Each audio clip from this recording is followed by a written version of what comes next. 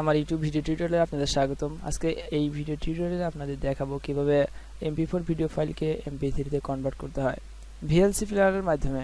ঠিক আছে, আশা করি আপনাদের কম্পিউটারে VLC প্লেয়ার ইনস্টল করা আছে। যদি ইনস্টল করা না থাকে তবে ইনস্টল করে নেবেন। আমি প্রথমে আগে ভিডিওটা দেখাচ্ছি। এটা হচ্ছে আমার বিসমিল্লাহির রহমান, যেটা mp4।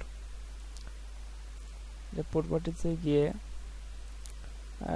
এক্সটেনশনটি দেখাচ্ছি। এই দেখুন m.mp4। আমি আমার VLC প্লেয়ারটাকে ওপেন করছি, ডাবল ক্লিক করে VLC মিডিয়া প্লেয়ার। লক্ষ্য রাখুন মিডিয়া থেকে কনভার্ট এন্ড সেভ, এখান থেকে অ্যাড। তারপরে আপনার দেখে দিতে হবে কোন ভিডিওটিকে আপনি কনভার্ট করতে চাচ্ছেন। আমি এই ভিডিওটিকে কনভার্ট করতে চাচ্ছি। এটা সিলেক্ট করে ওপেন, তারপর কনভার্ট।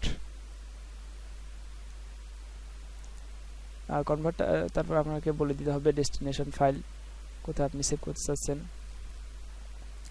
তো আমি এখানে সেভ করতে চাচ্ছি।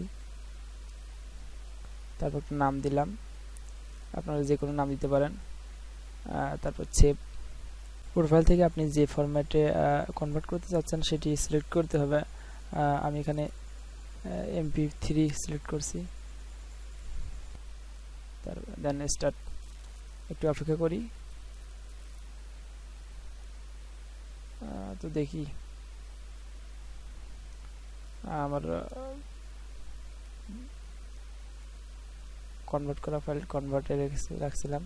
দেখুন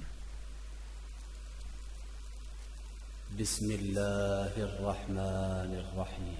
আসসালাম। তো আজকে এই পর্যন্তই। পরবর্তী ভিডিও দেখার আমন্ত্রণ জানিয়ে এখানে শেষ করছি। ভালো থাকেন, সুস্থ থাকেন। আল্লাহ হাফেজ।